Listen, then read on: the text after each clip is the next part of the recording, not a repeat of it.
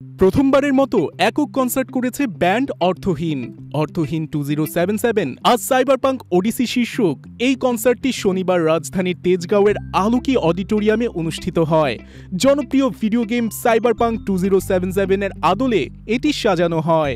কনসার্টটি শুরু হয় সন্ধ্যা 6টার একটু পর। এর মধ্যেই স্টেজের সামনে উপস্থিত হতে থাকেন শ্রোতারা। এরপর মঞ্চে আসে ব্যান্ড অর্থহীন।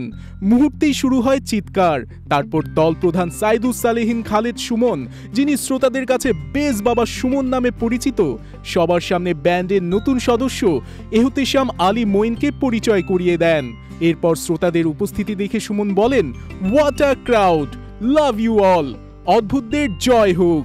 কনসার্টে অর্থহীন তাদের জনপ্রিয় গানগুলো পরিবেশন করে, যার মধ্যে ছিল আমার প্রতিচ্ছবি, কৃষ্ণচূড়া, অসমাপ্ত, এপিটাফ, বিজয়ের গান, গুটি, বিদ্রোহী প্রভৃতি। এছাড়া জন ডেনভারের জনপ্রিয় গান এনিস সং কভার করে তারা। কনসার্টে সুমন রক সম্রাট আজম খানের জন্মবার্ষিকী উপলক্ষে তাকে উৎসর্গ করে অদ্ভুত সেই ছেলেটি গানটি পরিবেশন করেন। উল্লেখ্য, ২৬ বছরের সঙ্গীত যাত্রায় এটি ছিল অর্থহীনের প্রথম একক কনসার্ট।